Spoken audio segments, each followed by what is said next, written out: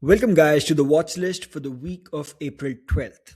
In the last weekly watch list, we had discussed how we were in the neutral area on the weekly charts and how this last week was going to be critical.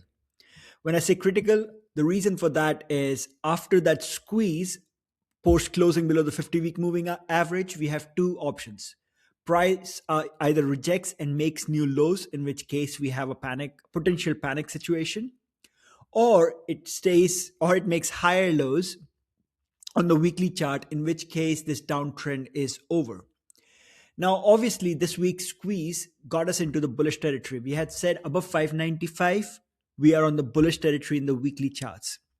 So now, barring some unforeseen event, most likely any pullback is going to end up making a higher low, which means this downtrend is likely over. Obviously, if we go back and close below the 9-week moving average, things can change. But as long as we are above the 9-week moving average, we have to give bulls the benefit of doubt. They have done a great job this last week, closing price back above 595, back above the 9-week moving average. So no matter what news comes out of Iran or Trump's palace or Melania, whatever news is there, as long as we're holding above it, the markets don't care. That's the basic story. So again, going into this week, as long as we're above 595, bulls are in control. Between 592 to let's say 576 area, it's neutral. Below 576, bears are in control, and that's the situation on weekly time frame. What about on the upside? If we can hold above 610 area, we are likely going to 626, followed by 636 and new all-time highs.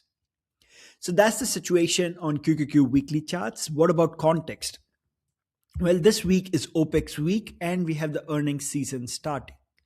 So we have bank earnings for the first half of the week, and then we have Netflix and TSM's reporting on Thursday. So obviously we're going to start the earnings season hot, and it's going to be an OPEX week. Let's see what it brings.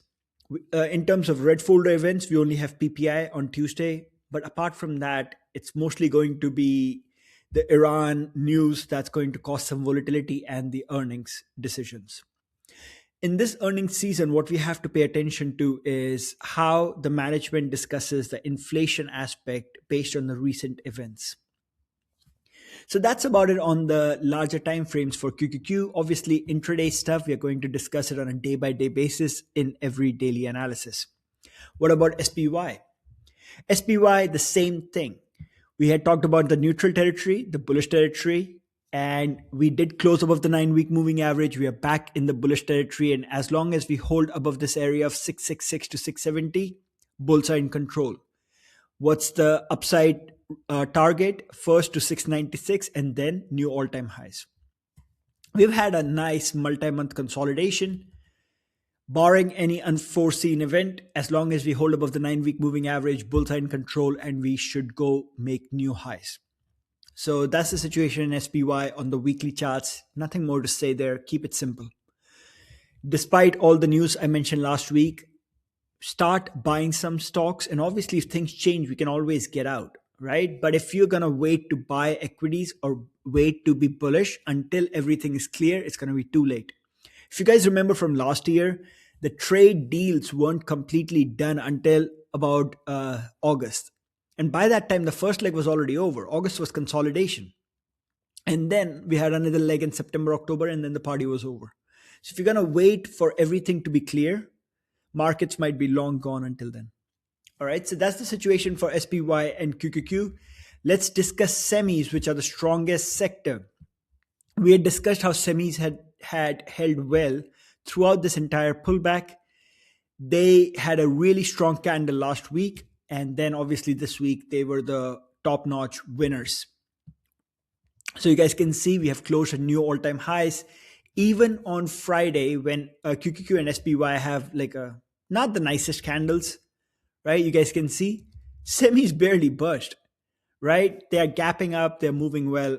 Could they pull back a little bit next week to make a higher low? Sure, but that does not change anything on the larger time frames. We are strong. And again, the intraday levels, we'll discuss them one by one each day. But for now, your major support on the weekly charts is this 362 area. As long as we're above that, bulls are in complete control. Only if we close a weekly candle below 357 can we say we are in neutral territory. Bears are so far from semis right now, it's not even funny.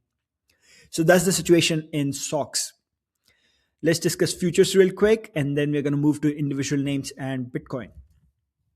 So on futures, we had this BNB pattern. We had discussed about this 50 MA box on the 4-hour charts in the last weekly watch list. We had said unless price goes below 847, we can break out to the upside, and we did. Even on Tuesday, when we were pulling back, I had pointed out how the semis were holding strong, which means this is most likely just consolidation, and market is waiting for the news. So market waited for the news and then took off. So what's now? We had the first move up from the market. We had the 21 MA box. We had the first higher high and then the second higher high.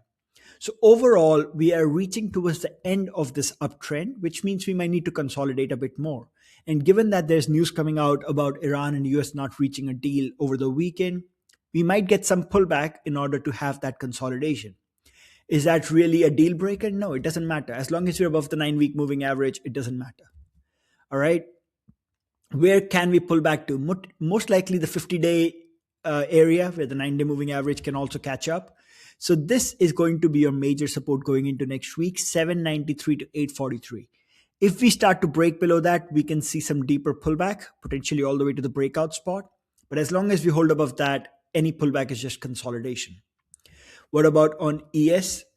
Structure is very similar. All right. We had the 21 MA box, first higher high, consolidation, second higher high.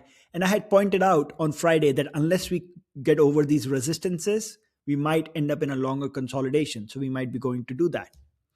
This is your immediate support, 795 to 805. If we break below that, then you have 6766 area followed by 28 to 38. All of that is just consolidation. We're probably just going to pull back to around the slightly lower than the 50-day moving average because ES is usually behind NQ when we are moving up. So probably a higher low on the daily charts, nothing too crazy. And then again, we'll discuss them on a day-by-day basis. All right, let's move to gold. Gold had a really, really good week in terms of just nice tight consolidation. Solid bounce, got to the 9-week moving average, and now comes the real story. If we get above the 9-week moving average, gold is back in action. If not, we're probably just going to consolidate.